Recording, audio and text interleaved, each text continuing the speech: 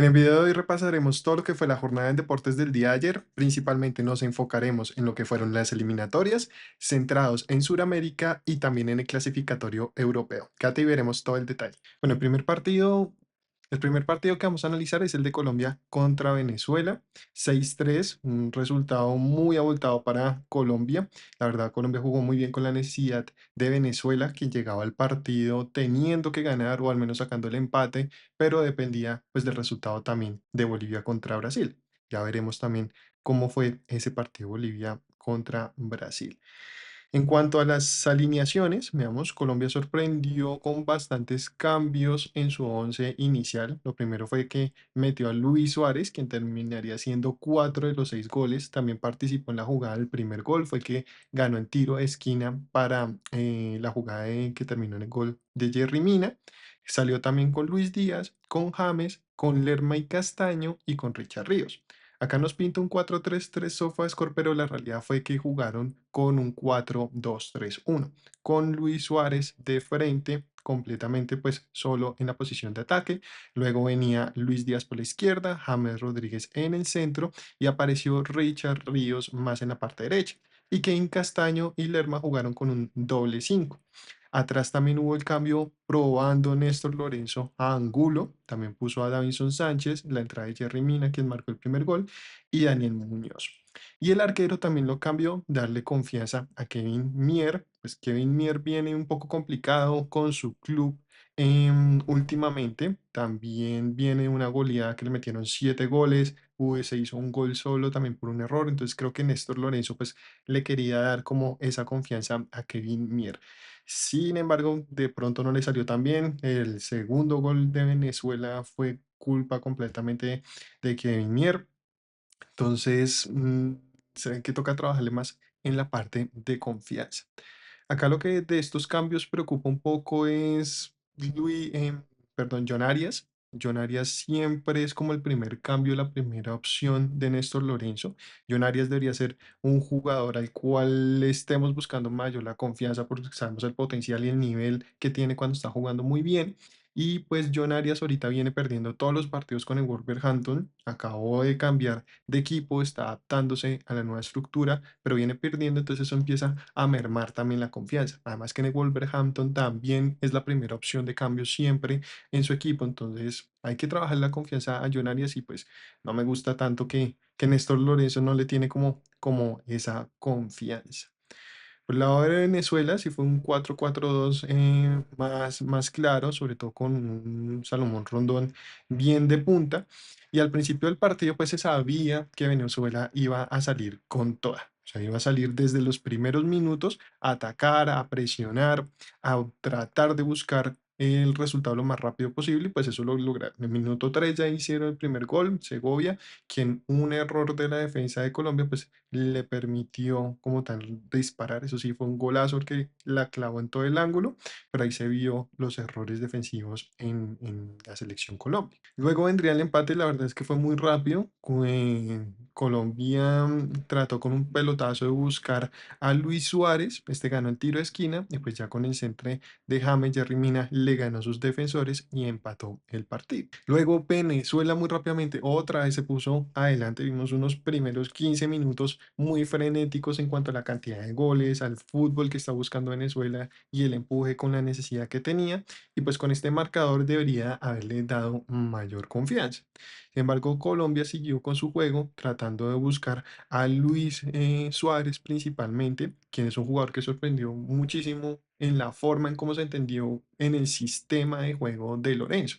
Atacó muy bien los espacios, supo entenderse muy bien con los pases de Luis Díaz, con los pases de James, con los pases que hacían los defensas desde atrás. Entonces la selección Colombia, pues en ese sentido, encontró un delantero que de pronto no lo habíamos visto participar muy bien en el ciclo, solamente había jugado unos minutos contra Perú, pero no habíamos podido verle todo ese potencial ahí de Luis Suárez. Sí es un hecho que me resalta acá viendo lo que es la posición promedio de los jugadores, y es que a pesar de que Colombia juega con Luis Díaz muy abierto en la banda y bien centrado con Luis Suárez, la parte derecha nos faltó mucho el ataque y ahí dependíamos mucho de las subidas que pudiera hacer Daniel Muñoz por ese sentido. Pero el objetivo acá de Colombia, pues estamos desaprovechando lo que es la zona derecha sobre todo teniendo a jugadores como John Arias que juegan por ese lado en sus clubes, tanto en el Fluminense como en el Wolverhampton jugaba en esta posición. Entonces, ahí es un punto para pensar de Néstor de no depender tanto de las opciones de Luis Díaz y de las subidas de Dani Muñoz, sino que de verdad tener un atacante de punta por este lado. A pesar de que Daniel Muñoz pues se entiende muy bien con James, se entiende muy bien con Luis Suárez, pues, Daniel Muñoz por ese lateral pues es perfecto, pero sí nos podría funcionar mucho más tener a un jugador en ese ataque. A mí no me gusta jugar tanto con un doble 5 como jugamos ayer con Kevin Castaño y con un Lerma, porque perdemos mucho lo que son las posibilidades de ataque. En realidad, esto lo que buscaba era ganar consistencia en la parte de atrás, pero Néstor Lorenzo pues tenía un desorden táctico que hay justo por este lado en donde pusimos a los dos dobles cinco a tapar el ataque de Venezuela fue por donde llegaron los dos goles. Acá ninguno de los jugadores cogió la marca de los jugadores de defensa y en las imágenes se puede ver que fácilmente pues el jugador de Venezuela queda libre a pesar de que tenía tres jugadores cerca. Ninguno fue a coger la marca del jugador venezolano. Entonces por ese lado el planteamiento de ese doble 5 con Kevin Castaño y con Lerma no funcionó tan bien. Y Richard Ríos tendió a bajarse mucho. O sea, él debería estar jugando más arriba, como hablamos en la alineación inicial, pero vemos que tendió a bajar bastante y formar una especie de cuatro mediocampistas ahí cuando Daniel Muñoz sube, pero ahí no funcionó también Richard, se le vio un poco desconectado, mientras que las jugadas en las que subía a esta posición en la que debería realmente estar y se conectaba con Daniel, con James y con Luis Suárez, pues fue cuando Colombia tuvo oportunidades de ataque muy importantes. Entonces, se siente todavía un desorden táctico en Néstor Lorenzo. Sí, Colombia clasificó de tercero gracias a la diferencia de gol. Clasificó directamente con este sistema, con el antiguo. Entonces, por ese lado no se le puede criticar. Pero sí, la verdad es que con los jugadores que tenemos, y eso lo demostró Luis Suárez, es que tenemos muy buenos jugadores. Colombia debería estar jugando mucho mejor. A esta defensa la coge una España y a la que le meten 6 goles es a nosotros y no a nosotros a ellos. Entonces hay que mejorar muchísimo la parte defensiva, pero desde el aspecto del planteamiento táctico de cómo estamos defendiendo realmente, sobre todo en la transición de ataque a defensa. Colombia juega muy mal cuando perdemos el balón. No podemos rápidamente componer el sistema defensivo, siempre hay un desorden, no se cogen marcas, parece que la marca fuera netamente zonal, entonces es muy fácil que un jugador se pueda desprender de esas marcas. Entonces Colombia defiende muy mal cuando pierde el balón y le cuesta mucho volver a formar su defensa.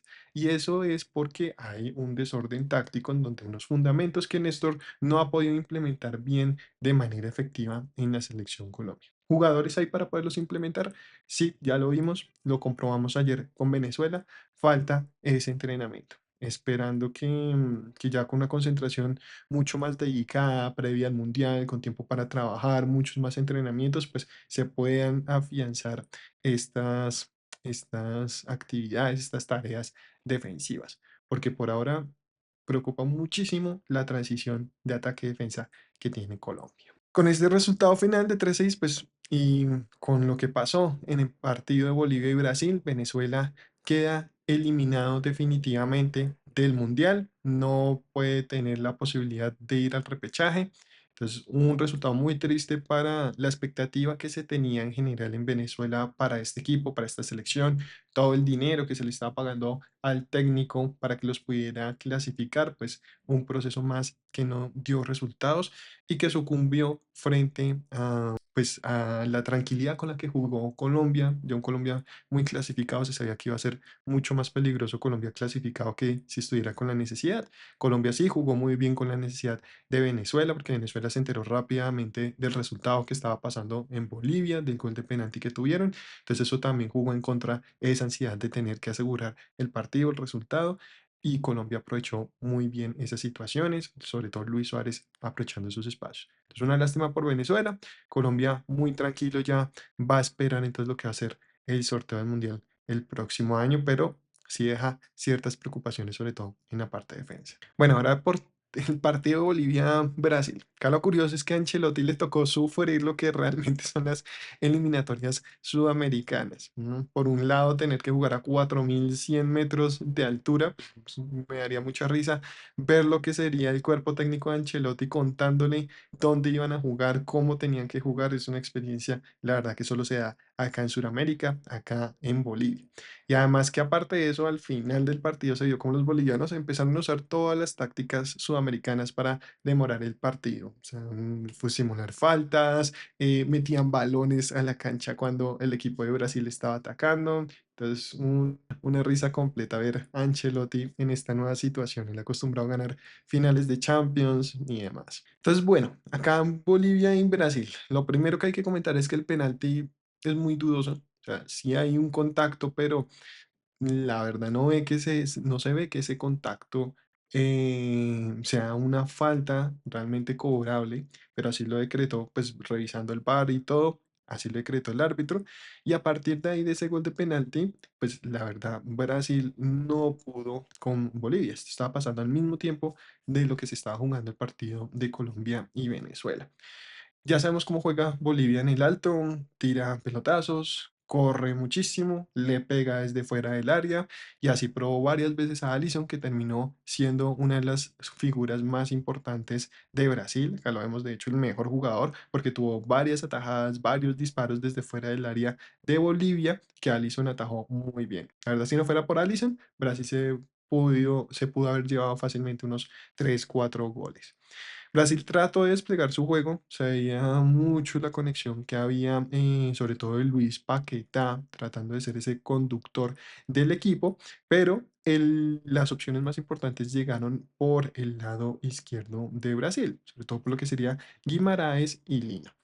Acá se vio que Brasil pues no estaba con la alineación completa, hablamos de un Rafinha desde el inicio, hablamos pues ya sabemos lo de Vinicius, lo de Rodrigo que no estaban para estas fechas. Entonces Brasil pues en realidad no estaba con su equipo titular que funcionó también en la fecha pasada. Sin embargo, no se vio un Brasil que estuviera rendido completamente, que supiera que ya va a perder frente a la altura, sino que de verdad intentaron desplegar su juego, desplegar su fútbol y poder de cierta forma tratar de crear peligro a la selección de Bolivia. Sin embargo, no fue suficiente para Brasil.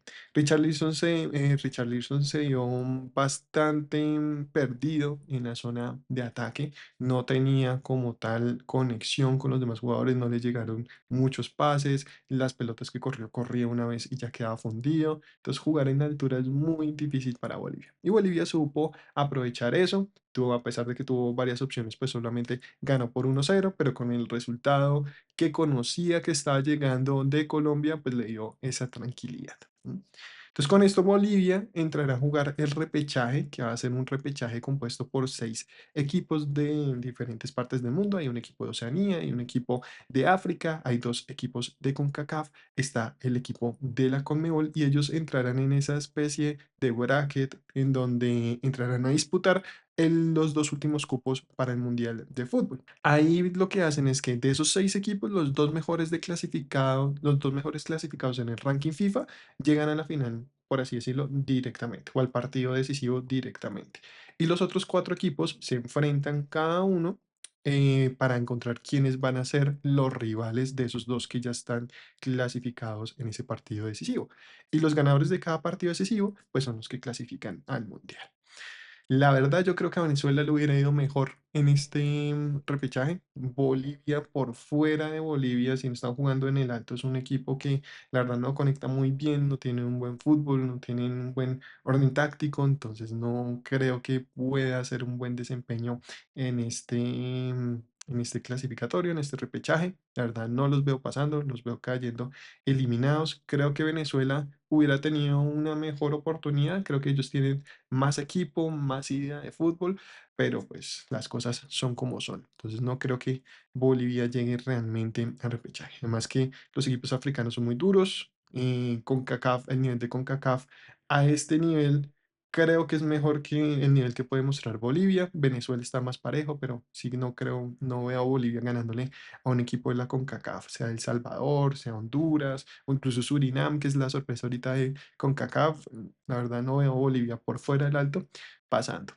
Pero bueno, las cosas son como son y así pues fueron estos resultados. Estos eran los dos partidos que definían algo en la última fecha de la eliminatoria suramericana. Ahora vamos con Ecuador-Argentina. Ecuador-Argentina. Ahora vamos con Ecuador y Argentina. Ecuador le ganó 1-0 a Argentina jugando de local. Aunque este era un partido que no decidía mucho, las dos selecciones pues salieron a buscar el encuentro. Argentina llegaba sin Lionel Messi. Messi no estaba jugando en la selección argentina, pero el resto tenía a sus principales jugadores. Tenía a Lautaro en el ataque, tenía a McAllister, tenía a Nico González, estaba Rodrigo de Paul, Paredes, Tagliafico en la defensa, Otamendi, Valerdi Montiel y el Dibu Martínez. Entonces, Argentina tenía prácticamente a su selección titular. Ecuador lo mismo y puso a Ener Valencia, puso a Caicedo, puso a Angulo, puso a William Pacho, puso a Hincapié, entonces puso al core como tal de la defensa perdón, del equipo de Ecuador lo puso. Entonces eran alineaciones titulares y ambos equipos salieron a ganar el partido. Acá lo que pasó fue primero la expulsión de Nico Otamendi. Entonces la expulsión de Nico Otamendi llegó al minuto 31 del partido. Fue una falta cuando ya el jugador de Ecuador quedaba solo para definir el arco, pues Otamendi se metió, le hizo falta y por ser el último hombre, pues se fue expulsado. Eso hizo que entrara Foyt y saliera Simeone para recomponer un poco la estructura y ya pues desde ahí Argentina perdió mucha capacidad de defensa, sobre todo al tener que recomponer el equipo en la parte defensiva, pues perdió esa capacidad de ataque con un jugador menos. Y frente a Ecuador, que tal vez es la mejor defensa que tiene actualmente el fútbol suramericano por sus jugadores, por su esquema táctico, pues le quedó muy difícil a Argentina realmente crear situaciones de gol.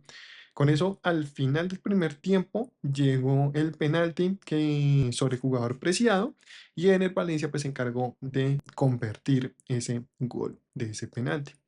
Luego, la siguiente noticia del partido fue que expulsaron también al jugador ecuatoriano, estamos hablando específicamente de Moisés Caicedo, y con esto ambos equipos pues ya se nivelaron, eran 10 contra 10, entonces el partido pues no tuvo muchas más opciones, ocasiones de gol importantes, pues la noticia queda entonces en que Nicolás Otamendi y Caicedo, por estas expulsiones, por ser roja, por haber sido expulsados en la última jornada de las eliminatorias, pues no van a poder jugar la primera jornada del Mundial de Fútbol.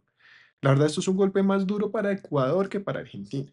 Argentina, pues no sabíamos en qué condiciones iba a llegar Nico Otamendi de aquí al Mundial, sabemos la edad, sabemos ahorita el nivel que está presentando. Incluso los argentinos, cuando vieron la noticia de que el que se expulsara en la última fecha eliminatoria no pueda jugar en la primera fecha del Mundial, no sé por qué uno veía en redes y demás, todos los argentinos sabían que Nicolás Otamendi iba a ser expulsado del partido. Entonces ya como que lo tenían presupuestado, ya sabía que Otamendi iba a ser expulsado y pues tiene jugadores con que reemplazarlo y pues la primera fecha no va a ser tan duro.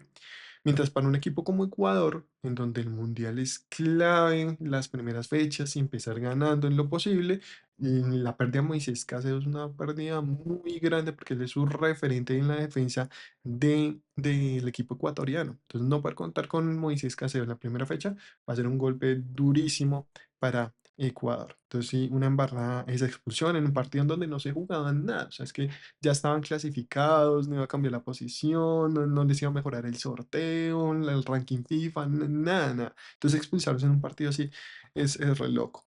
Pero bueno, esto sí nos muestra al final del partido la forma en cómo celebraron los jugadores de Ecuador, es el cambio de mentalidad. Antes se celebraba mucho poder empatar contra Argentina o a Brasil y demás. Ahora los equipos como Ecuador, Colombia y demás, pues le están ganando a Argentina, le están ganando a Brasil. Es un cambio de mentalidad que se viene consolidando en esta última eliminatoria y que genera pues peligro para estas selecciones de cara, sobre todo al futuro. Sobre todo en el fútbol moderno, en donde ya está muy nivelado, ya no es que hayan tanto equipos grandes y chicos, sino que se está nivelando bastante el juego. Eso pues, nos augura sobre todo unas próximas eliminatorias, próximos torneos muy interesantes acá para Sudamérica. Definitivamente el nivel de Sudamérica es muy fuerte, es muy alto comparado a lo de Europea, que ya vamos a ver. En Europa pasaron cosas bastante interesantes ayer. ¿M? Bueno, siguiente partido, Chile contra Uruguay. 0-0, nada que comentar de este partido, absolutamente nada que comentar. 0-0, una selección ya eliminada, ya triste, y otro Uruguay pues ya clasificada y nada más, pues no hay mucho que comentar ahí en Chile-Uruguay. Paraguay-Perú. Y también un partido que no tenía ninguna importancia en cuanto a la clasificación. Paraguay ya estaba clasificado directamente, ahí no tenían ningún peligro y Perú ya estaba eliminado. Acá resaltar es, pues Paraguay termina ganando su partido, cierra una muy buena eliminatoria de la mano de Gustavo Alfaro. Acá rescatar en general de la eliminatoria de Paraguay es que se veía bastante negra al principio cuando empezaron a perder partidos, no se habían jugadores que pudieran sacar la cara adelante el equipo, entonces parecía algo tremendamente pues preocupante lo que le iba a pasar a Paraguay en esta eliminatoria. Sin embargo, llegó Alfaro, le cambió la mentalidad completamente. Alfaro es muy bueno para eso. De pronto no es tan bueno para trabajar con equipos grandes como le pasó con Boca y demás, pero sí es muy bueno para trabajar con este tipo de equipos que están en reconstrucción, que tienen algunos jugadores buenos, que tienen detalles, que le da confianza a los jugadores jóvenes y que puede sacar resultados que de pronto no se esperaban para ese tipo de equipos. Entonces Alfaro es muy bueno. Lo mismo hizo con Ecuador en la eliminatoria pasada, equipos a los que se necesitaba formar jugadores jóvenes, consolidarlos y empezar a generar un proceso. Alfaro es el técnico perfecto para eso. Y eso fue lo que hizo Paraguay. Les cambió la mentalidad, les hizo ver que sí tenían jugadores, le dio confianza a jugadores nuevos, creó un equipo, una idea, un sistema y con elementos muy básicos de táctica de fútbol, terminar las jugadas en ataque, hacer bien lo que son las transiciones defensivas, pues con esos elementos muy bien implementados y muy bien explicados a su equipo de juego, Paraguay logró clasificar de sexto, pero con los mismos puntos que Colombia, que Uruguay, que Brasil. Es que es impresionante que cuatro equipos tenían exactamente los mismos puntos y que se terminó definiendo la eliminatoria es por la diferencia de gol. Entonces eso muestra también lo nivelado que estuvo esta eliminatoria y lo difícil que estuvo. Pues si no hubieres, lo único es que si no hubiese sido ese nuevo formato, acá lo que hubiera pasado es que Paraguay hubiera quedado eliminado por diferencia de gol, algo que le pasó ya a Colombia en su tiempo y que es bastante doloroso. Entonces a Paraguay, pues en enhorabuena y menos mal en este nuevo mundial de 48 equipos que le permitió pues asegurar incluso su pase directo. Caso contrario de Perú. Perú no tiene jugadores que vengan una nueva generación que reemplace al Paolo Guerrero, a los Advíncula y demás. No se ven esos jugadores que en el futuro puedan entrar y montar ese proceso, ese esquema que los pueda llegar a llevar a un nuevo mundial. Entonces hay seria preocupación en el futuro de Perú. Si las cosas no cambian, no los veo clasificando tampoco al siguiente mundial. El mismo caso que Chile, no tienen recambio generacional, no se ven que vengan jugadores que pueda sobre todo compartir al nivel que está en un Paraguay, un Ecuador, un Colombia. Entonces no veo a Perú clasificando tampoco el siguiente mundial. Pero bueno, eso ya son 4 años. Por ahora en este año es pensar en las próximas competiciones de Copa América y empezar a generar ese proceso y ese ciclo para la próxima clasificación. ¿No? Y con eso son los 5 partidos de la clasificatoria de Conmebol. Vámonos ahora a lo que fue la clasificatoria, los diferentes partidos que hubo en la parte de Europa. Listo. En la parte de Europa, la jornada empezó temprano, desde las 11 de la mañana con el partido Azerbaiyán y Ucrania. Ucrania iba ganando el partido en el segundo tiempo, pero un penalti al final de Azerbaiyán empató el partido. Ucrania tuvo opciones al final de poder ganar, pero no, no se le dio al final el resultado al equipo ucraniano. Este es un resultado, vamos a ver las posiciones que realmente afecta a los dos equipos. O sea, con este empate prácticamente los dos equipos casi que dificultan sus opciones de clasificar al Mundial. Clasifica uno directo y el segundo se va a unos playoffs que se juegan ahí mismo en Europa. O sea, Europa no tiene representantes en el repechaje que hablamos anteriormente con Bolivia. Ese playoff se juega con los mismos equipos de Europa. Entonces, de cada grupo se clasifica el primero directamente y el segundo entra a jugar este playoff de clasificación al Mundial. Entonces, con este empate de Ucrania y Azerbaiyán, pues se dificultan sus opciones y pues Ucrania no es que tenga algunos jugadores clave a destacar específicos. Entonces, no veo a Ucrania haciéndole frente a un Francia, a un Islandia que está jugando bien. Precisamente ese fue el siguiente partido, Francia e Islandia. Acá la noticia es que pues Tchouaméni se fue expulsado por una entrada, por una falta sobre el jugador de Islandia, que fue roja directa. De hecho, llamaron al VAR y demás para revisar y pues se determinó que fue una falta de roja directa. Francia salió con su titular. Francia, la verdad es que la tiene muy fácil. Las clasificatorias europeas, a no ser de una catástrofe tremenda, los equipos importantes la suelen tener mucho más fácil. Entonces, Francia está jugando con Mbappé, con Barcola, con el hijo de Lilian Thuram con Thuram. Y pues en el medio cancha está con un doble 5 entre Koné y Tchouaméni. Tchouaméni, la verdad, viene jugando muy bien tanto en el Real Madrid como acá en Francia. Sin embargo, pues acá la falta lo hizo expulsar. A resaltar también jugó con D, es algo que también Barcelona empezó a ponerlo de titular, entonces ya se empieza a ver que hay pues una confianza sobre el tipo de juego que está desplegando con D y que va a ser clave tanto para los esquemas de Barcelona como para el esquema de Francia. Sí cabe resaltar es que a Francia se le ve pronto un poco un escalón menos en cuanto al juego que venía presentando en los últimos dos mundiales, en el 2018 y en el 2022. Creo que no ha podido tener unos recambios necesarios, sobre todo en la parte defensiva. Upamecano y Konaté se le ven ciertos errores en la parte de atrás, entonces no se ve tan sólida a Francia y se le ve un poco partido, como que el juego entre defensa y el ataque no es compacto, no es completo. Entonces sí se ve que de pronto ahorita Francia estaría un escalón por debajo, por ejemplo, de equipos como España y Portugal, que sí se ven mucho más arriba, mucho más candidatos a la Copa del Mundo. Francia lo pongo de pronto al mismo nivel de Inglaterra, que ya vamos a hablar de Inglaterra, con opciones, por supuesto, de llegar a unas semifinales, pero esta vez sí no lo veo llegando al final, a la final del Mundial. Sin embargo, va a clasificar muy fácil, entonces, pues no hay problema para Francia en este tipo de partidos. Si sorprende es que no, Islandia no se la puso nada fácil a Francia. Islandia incluso le llegó a empatar en un momento el partido. Todavía le quedan vestigios de esa gran selección de Islandia que sorprendió en las Eurocopas pasadas. Entonces, todavía Islandia tiene con qué jugar, con qué llegar a clasificarse al Mundial. Es un equipo que se conoce, que lleva mucho tiempo jugando. Entonces, hay oportunidades sí, para Islandia de clasificar al Mundial. Siendo el partido de Armenia e Irlanda, acá Irlanda venía de empatar de ese gol agónico en la última parte final del partido, lo cual le daba expectativas de poderse clasificar al Mundial, pero se encontró con una Armenia muy fuerte del local. Vamos a ver las posiciones.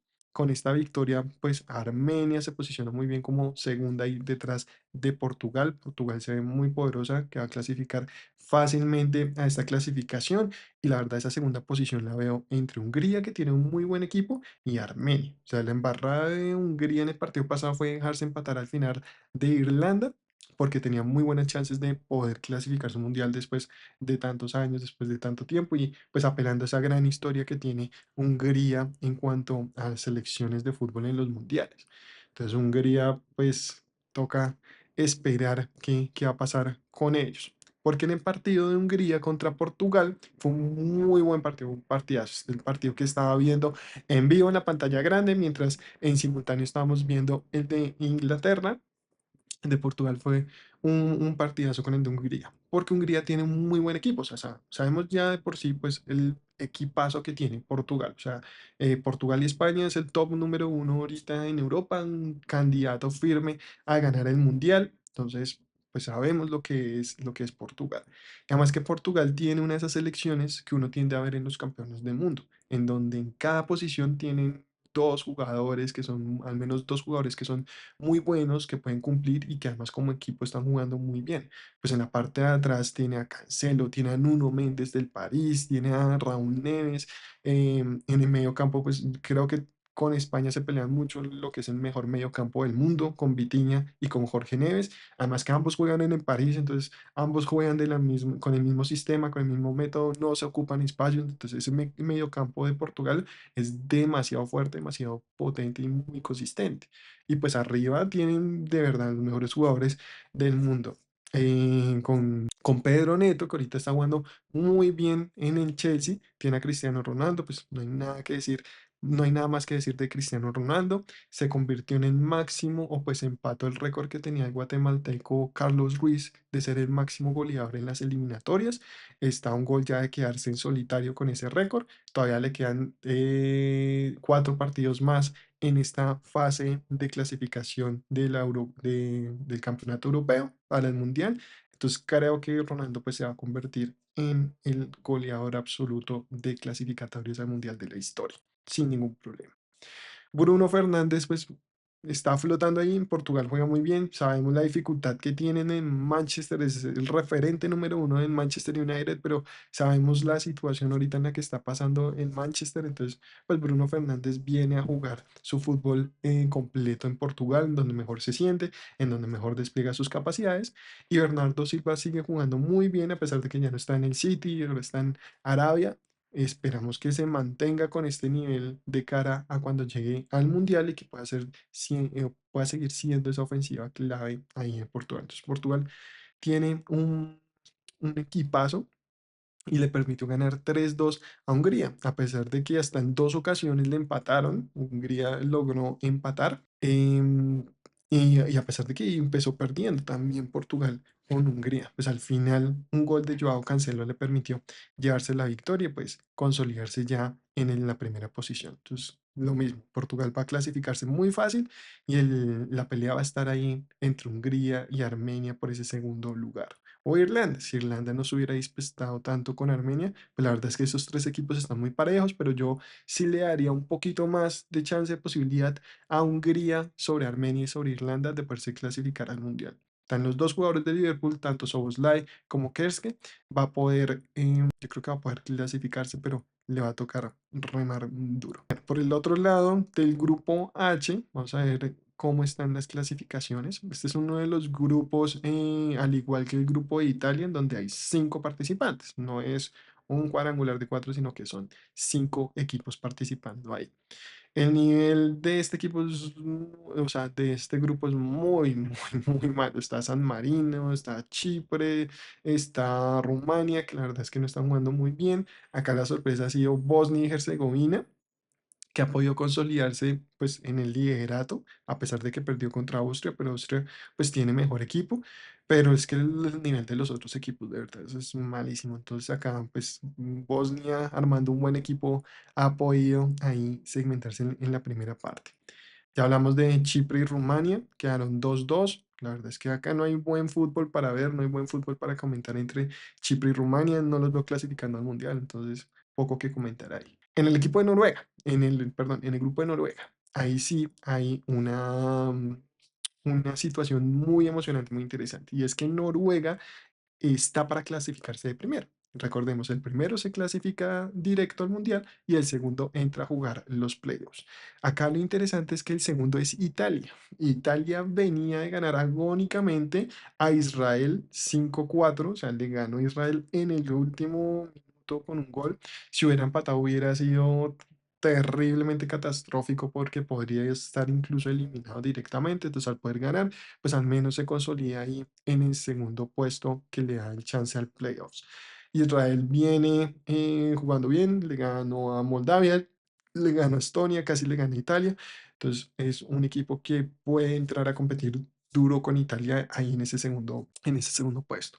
Noruega, sí, de la mano de Haaland, ha montado un equipo que juega alrededor de él y que sabe aprovechar muy bien las capacidades que tienen sus jugadores.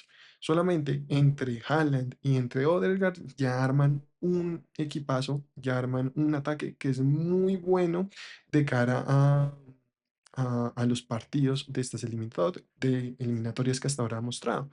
Acabamos que Haaland incluso se llevó una calificación de 10 porque hizo 5 goles.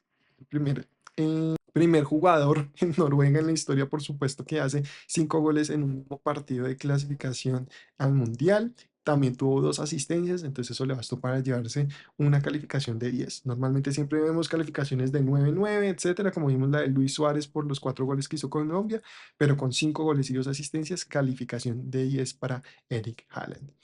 Em, este 11-1 pues realmente lo que muestra es la diferencia de niveles. Ya hablamos también en el anterior grupo que hay en la eliminatoria europea. La verdad es que la eliminatoria europea tiene unos equipos que no tienen ningún fútbol que mostrar y hay equipos muy buenos, muestra una disparidad completa. Entonces un resultado 11-1 pues en el fútbol de hoy moderno es algo ridículo aún estarlo viendo, pero pues Noruega está jugando muy bien, tiene un equipazo y pues le ganó a Italia, por eso es que tiene a Italia ahí en la segunda posición. Entonces Noruega pues pinta bien, ya asegurándose prácticamente su clasificación al Mundial. Veremos a Eric Haaland y a Martin Odegaard ahí en el Mundial y con buenas perspectivas de hacer algo interesante ahí en el Mundial. Y por último, el grupo K de las eliminatorias europeas. Tenemos a Albania y Latvia. Acá de nuevo la pelea está por ese segundo lugar para jugar los playoffs. Inglaterra se consolida en el primer puesto. Inglaterra, vamos a ver la alineación, tiene también un muy buen equipo. Yo lo pongo al mismo nivel de un Francia. Inglaterra tiene opciones, por ejemplo, de llegar a una semifinal del Mundial sin ningún problema. Cuartos mínimo debería estar llegando porque tiene un muy buen equipazo. Entonces Inglaterra jugó con Harry Kane en el ataque, con Gordon en la parte izquierda, con Rogers, con Madueke, con Declan Rice, con Anderson. Y en la defensa estaba jugando con Libramento, con Welly, con Konsa y con James. Con Pickford jugando específicamente ahí en la parte como arquero. Recordemos también que a este equipo le falta, por ejemplo, recordemos que a este equipo de Inglaterra le falta un Jude Bellingham que va a complementar por completo el ataque. Entonces, un equipo muy serio con grandes posibilidades de cara al mundial. Ganó 5-0, está consolidado en el primer puesto del grupo. Acá la pelea va a estar entre Serbia y Albania, que son equipos que si llegan a clasificarse al mundial, no los veo jugando, la verdad, clasificándose a ninguno de los dos, ni a Serbia ni a Albania. Sin embargo, los dos tienden a encontrar su camino a los mundiales, sobre todo desde la parte de Serbia.